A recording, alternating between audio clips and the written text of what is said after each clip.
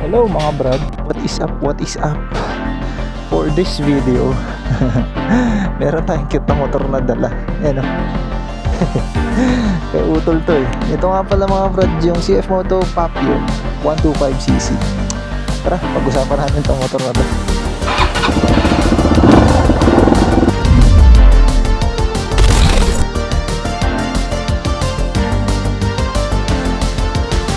Ang cute eh. Kamusta ba itsura ko mga brad? Di ba ako mukhang ano dito? Tara 125cc CF Moto engine. Well, pareho naman yung sequence niya sa big bike, ano? 1 down 5 up. Parang laruan eh, no? Biglaan lang to mga brad yung pagkuha ko dito sa motor ni Utol. Kasi as you can see, nandito ako ngayon sa Dagupan City. Pambirang kalat to. Happy New Year nga pala, hindi ko pa kayo nabati, ano? Happy New Year mga brad. Kaya mapapansin nyo yung kapaligiran natin eh, daming balat ng paputok. Ayan o, pambira. Masyado nag-enjoy yung mga tao. Pero di mo rin naman kasi pwedeng walisin yan agad eh. Dahil nga baka alam mo na may mga paputok na hindi pa pumutok. So kailangan yan basahin muna. Quick specs lang mga brad, ano, dito sa Papio na to. This is a 126cc inline 1 single cylinder na retro mini motorcycle. Ito yung trail version actually. Nung ni-research ko siya kanina, nakita ko meron pala siyang retro sport version na which is ang ganda. Nagustuhan ko siya. And nakasubok na rin tayo ng performance ng CF Moto before. Yung 800 MT na binahe ko rin mula Manila to Pangasinan and back, no? So, okay yung performance actually ng CF Moto kung ako yung tatanungin. And yun yung first biyahe natin ng naka-adventure bike tayo, no? Sarap din nun, pambira yung 800 MT na yun. Yung 800 MT na yun mga brad ay may cruise control. So, hindi bitin sa power. Tapos, relax mode ka po sa expressway. Ang sarap nun ha. Bira. Eh, kung performance din lang ang usapan, may ibubuga naman si CF Moto. And napansin ko rin sa first ride ko dito sa motor na to, sa highway, okay naman. Okay naman siya. Kuya, wala ka side mirror, kuya. Paano ka titingin? So kanina, highway ang daan ko, no? And na-maximize ko yung makina niya. Okay din naman. Tsaka ang sarap niyan dalhin kasi itong trail version, nag-focus sila sa suspension tsaka sa gulong. So maganda yung maganda yung rebound. Kahit na may mga konting lubak ganyan, okay lang din. Air cooled nga pala tong motor na to mga brad. Hindi siya liquid cooled. Tsaka de-clutch.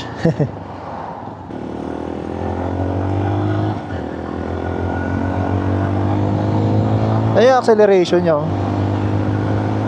para sa 125cc maganda na yan. Tsaka medyo nabibigatan ako sa kanya kapag minamaniobra ko siya. Kasi syempre nako-compare ko siya kay Dadjo. Kasi yun lang naman yung small bike ko eh. Tignan mo, may laban din eh. Nag-80 rin siya eh. Mga pala, familiar rides ulit to mga brad. Kasama ko yung AirPods ko nandiyan sa harapan. Yung dalawang pamangkin ko nasa likod. Tapos yung ibang membro ng pamilya nandun sa sasakyan. Punta kami ng SM Rosales kasi gusto daw mag-Uniqlo ni Airmats. Titingin daw siya ng somethings. Baka alam mo na, baka may magustuhan siya para sa akin, gano'n. Tsaka isa pa nagustuhan ko dito mga brad, yung under seat exhaust. Kaya rinig mo siya sa likod. Kaya ako tingin ko pag pina-modify mo yung exhaust nito or pinalitan mo, hindi out-balance yung tunog kasi parang siko eh. Majority ng tunog na exhaust nandito sa right side ng tenga ko. Kasi syempre nandun yung buga na exhaust eh. Kaya yung mga ganitong uri ng exhaust is maganda talaga. Parang ang gusto ko ipa-under seat exhaust si Koy eh. Kasi parang bagay naman sa kanya eh. Ayun, modify talaga yun. Kaso, bibigat siya. Iba rin din talaga mga brad yung 125cc na ano na manual. Makokontrol mo talaga yung ano, yung acceleration tsaka yung torque. Kasi kay Dajo na automatic 125cc, goods din naman siya. Pero alam mo yon, isang ano lang siya isang banat lang. Hindi kagaya nito na okay din. Yung bawat gearing niya talagang may mapasok mo Kung kailangan mo ng more power, mas makokontrol mo. More acceleration, more torque, ganyan. Mas kontrolado mo siya. Sa scooter kasi mga brad, parang ano parang loading pa siya, alam mo yun. Ito, right on the spot. Pag kailangan mo ng mas magandang acceleration, bawas ka ng gear.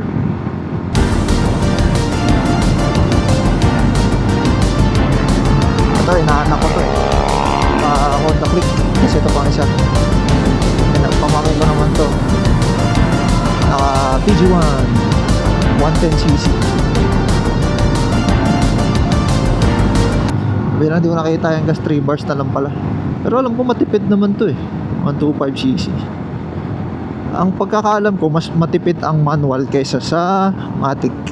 Correct nyo ako if I'm wrong mga brad. Pero tingin ko mas matipid to. Sarap niya dalhin Surprised ako sa performance na itong maliit na to Noong una ko kasi siya nakita, para siyang laruan. Yung nilabas na ni Utol, magkasama kami nun nilabas niya sa KTM Dagupan. Nung nakita ko siya, sabi ko, parang cute, parang laruan. Nag-iinteresado tuloy ako dun sa sport version nito. Pero maganda rin naman yung performance itong trail.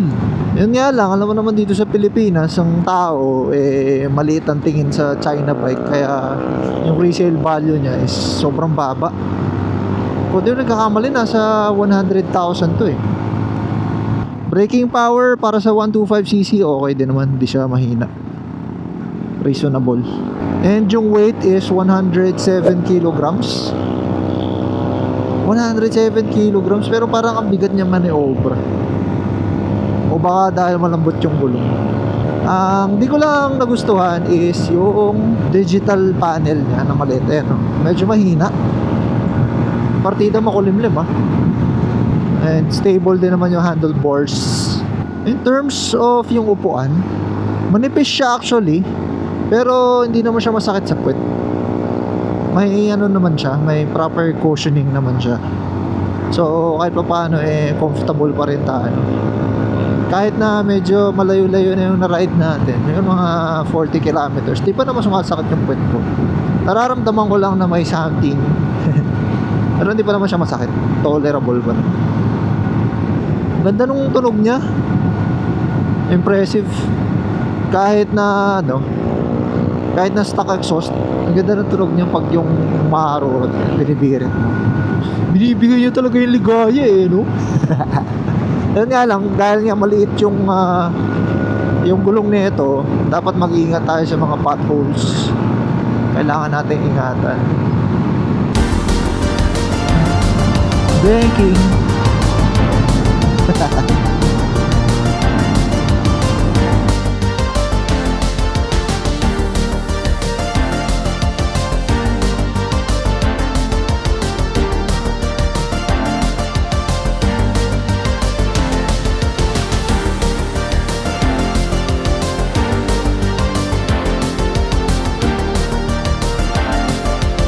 Late na itong motor na to, sobrang flat-footed ako.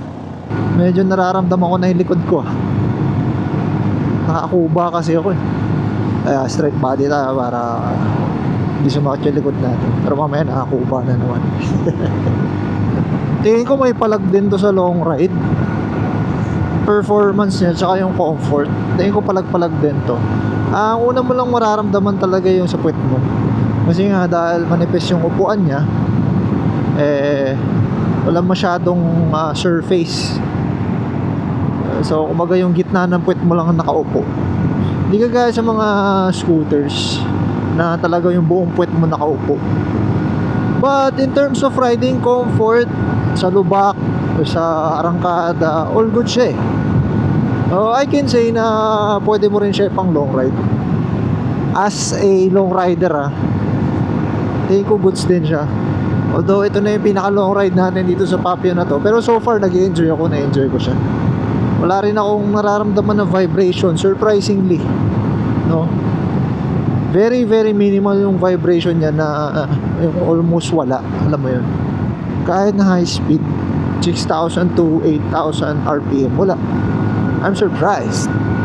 Habang ganito, tignan mo, uneven yung pavement, hindi na-stress yung katawan ko kasi ang ganda ng suspension niya. Hindi kagaya kay Dadjo to, pambihira, sakat na ng katawan ko na ito. It's a yes for me mga brad, itong Papio na to, Papio Trail. Yung forma niya goods din, parang cyberpunk theme na motor. Yung headlight niya angas din eh, matipid din siya. Kanina pa tayo 3 bars. Given naman 125cc. Medyo masakit na siya sa puwet, pero tolerable pa rin kahit na medyo lang. Sa traffic okay lang din naman, hindi naman siya nakaka-stress dalhin kasi magaan lang eh. Tsaka yung gulong niya maliit, dali siyang iliko. Handlebars here, ayos cute eh, no? Tingnan nyo. Parang laruan eh, no? Sarap i-drive. Mabilisan chibog lang mga brad sa SM Rosales. And mauna na ako sa kanila kasi sunduin ko pa si Miss Jajabel. Hindi na tayo magmamaps kasi kahit pa paano kabisado ko pa naman. Ay, ang ganda, may ilaw pala siya. May ilaw siya oh. Ayan oh. Hindi ko lang nakikita sa camera pero may ilaw yung mga indicators niya. Ngayon, kaya hindi ko pa tinapos yung vlog mga brad kasi gusto ko makita yung ilaw niya kapag gabi. Kaya tingnan natin. Ayan, lumilitaw na siya. So, pauwi na tayo. 1 hour and 20 minutes sabi ng maps. Pero magagas muna tayo. Overall naman, okay siya para sa akin. Kung isa to sa kino-consider mo ng motor, so far, nag-enjoy naman ako sa kanyang first use ko, highway pa. Wala naman ako reklamong nararamdaman sa kanya. Ang ano lang, hindi ko lang sure at hindi ko magagaranti yung reliability niya. Kasi syempre, 'di ba, mambera, ngayon lang natin nagamit eh.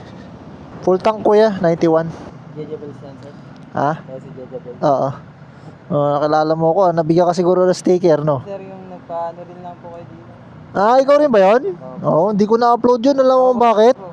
Nakurap yung memory card ko. Sayang, sabi ko pambira, sayang naman yung mga nagpa-shoutout. Diba, bawi ka na lang dito, naka-record pa naman eh. Ano, nabigyan-tigyan din yung sticker to eh. Ito sa utol ko, hindi ko ginamit yung big bike kasi pareho kami naka-small bike lahat eh. Yung journal na yun, sir. Pinapanood mo yung vlog ko ayos Sige, tama na yan, kunin mo na yung sukli. Iwan mo na lang sa akin yung card. Ay, yun lang. Wala yung card dito. Saan ko nilagay yung card ko? Sige, ako mo na. Thank you Sa susunod, bawi ako. Sige. Yung shifter niya medyo matigas. Sakit sa paa pag nagsishift ako. Hindi man ganun kasakit yung yung ano lang, yung ramdam mo lang na ang hirap ganun. Or siguro baka kailangan lalinisan. Time check mga brad, it's currently 5:21 PM. Sabi ng Google Maps, 1 hour and 20 minutes. Magmula siya Rosales, nakaalis na tayo dun eh. Pero mga isang oras pa. Hindi pa masyadong lumilitaw yung ano niya, no? Yung headlight niya kasi medyo maliwanag pa eh. To be transparent mga brad, nung una ko siya nakita, sabi ko, wala to, CF mo to. Ganun ako. To be honest walang bola-bola. Pero nung nagamit ko siya, okay din naman. Na-enjoy ko rin naman siya. Hindi ko lang sure kung sa akyatan is okay siya Hindi naman tayo naka-experience ng incline eh. Pero kung ganito lang, road, siguro pang daily, masarap siya gamitin. May occasional highway ganyan. Kasi pambira yung lubak, hindi siya ganun karamdam masyado eh. Tsaka ang gaan niya. Ang gaan niyan dalhin. Tamang ano lang tayo, tamang takbuhan lang tayo. If naghahanap ka ng magandang pang daily 125cc na may clutch na maporma rin naman, Mas maganda suspension. Aba, magandang option to mga brad. Kasi kung ako man, papipiliin mo rin ako, okay din naman siya. Goodbye. Goodbye. Magandang bilhin. Hindi goodbye na paalam ah. Tamo, smooth ng takbo. Tapos ang kinakatuwa ko, no, hindi ako nakakaramdam ng vibration mga brad. 125cc to ha. Walang vibration. Solid. I'm 5'8" nga pala mga brad. And ganito yung itsura ko sa Papio, no. Medyo ano lang sa likod kasi syempre nakabenta ko ng konti. So medyo nakangala yung likod ko. Siguro sa mga 5'5" ganyan. 5'5", 5'6", pwede pa. 5'8", nakakagaya ko. Medyo hirap na. Sarap mag-ride, pambirang lamig. Ang nakikita ko lang sa CF Moto na issue, maliban sa resale value, is yung kanyang reliability. Kasi yung 800 MT na nagamit natin mga brad, 7,000 ata o 8,000 yung mileage niya. Nag-slide na agad yung clutch. So medyo off yun ha. Kasi hindi naman kami bomba ng bomba dun eh. Tapos pag nagra-ride kami, maayos naman yung riding style namin, paggamit namin yun. So medyo off sa akin yun kasi pambira yung CB ko. 27,000, almost 28,000 mileage. Doon ko palang nararamdaman na malapit na yung clutch nya na mapudpud. Mas prone pa nga sa bomba-bomba eh. Si Koi naman 18,000 na ata, 17, 18 ganyan, more or less. Medyo ano na rin, medyo nagpaparamdam na rin yung clutch nya. Paghahandaan na natin yun. So dalawa yung paghahandaan natin kay Koi, no? Yung kanyang clutch plate tsaka yung kanyang gulong. Yung kanyang gulong medyo makapal pa naman eh, pero madugo kasi yung gulong eh. Nasa 25,000-26,000. Oy, umambon. Umambon ba? May umihilang dun sa tulay. Char. Baka umulan na dito ah. Ayan na, medyo lumalakas na ano. Alalay lang tayo. Pero ano naman to, may ABS naman tong motor na to. Harap at likod. So all goods. Siyempre alalay pa rin tayo, di ba? Ang basang daan ay basang daan pa rin. Kahit nasabi mo may ABS ka. Woo! Nabutan na tayo mga brads. Review na rin natin yung ride sa ulan, ano? All goods naman. Ganda yung tires. Tsaka ano yun eh, maraming ngipin yan eh. Pag mga ganyan talaga, hindi siya dulasin. Yan lang, hindi ko nakikita yung headlight. Medyo dumidilim na ako pero hindi ko nakikita. Puti kasi, tsaka asfalto. Normally pag ganyan, hindi mo talaga basta-basta makikita eh. Ganda suspension, no? Itong part na to, lubak-lubak to eh. Hindi naman super lubak ano. Pero ramdam mo hindi pantay-pantay ang daan. Hindi ko siya nararamdaman sa upuan. Ayos ah. Ang dami sorpresa nitong CF Moto na to ah. Papio na trail. Ganda. Siguro ganda nitong gawin yung parang motard, no? Kasi 'di ba yung mga off-road bikes, pag ginawa mo siyang street tires, nagiging motard siya, no? Time check, it's currently 5:44, no? All goods. Hindi pa ako nakakaramdam ng pagod. Yung likod ko lang talaga kasi medyo nakakuha tayo ng konti. Pero ba't ganun? Parang yung ilaw niya sa kabila lang, dito lang sa side na to. Sa kabila wala. Tabingi eh, no? Hindi, meron naman pero mahina. May passing light pa siya, oh. Oo. Diba? Ayos. So yan na yung pinaka headlight niya. Pantay naman pala. Akala ko hindi pantay eh. Okay na rin eh, no? Kahit na stuck. Yun lang pag maulan, medyo hindi mo siya makita. Maganda pa rin talaga may MDL. Super na tayo para mas maganda yung view nyo. Time check, it is oras na 6:07 PM. Welcome to Dagupan City. Oh, may chandelier. Kaso kulang-kulang na yung ilaw niya. Maganda pa rin naman. kudos sa mga gumawa nun, ano, galing. Sarap sa mata. So, final verdict dito sa motor na to. Okay naman, all goods naman siya para sa akin. Yung handling, yung suspension. Sabi pala ng utol ko, pinatigasan niya ng konti yung rear suspension daw para pag-aangkas si ate ko, yung asawa niya, all goods daw. So, final verdict mga brad, para sa akin, itong motor na to ay all goods. For its price, for its performance, wala akong masabi. Maganda talaga siya. Ang magkakatalo-talo na lang dito mga brad is yung reliability, which is sa ngayon di ko pa masabi. Pero ewan ko, siguro talagang wear and tear din tsaka kung paano mo siya gamitin. Kung ako tatanungin yung mga brother, masasabi ko na kukuha ako. So paano mga brad, tapusin ko na dito yung vlogity vlog. Dito na tayo sa Dagupan City and pauwi na rin naman na kami. Alam nyo na yan mga brad, lagi ko sinasabi sa inyo, kapag napagkatiwalaan, ingatan. Let's go!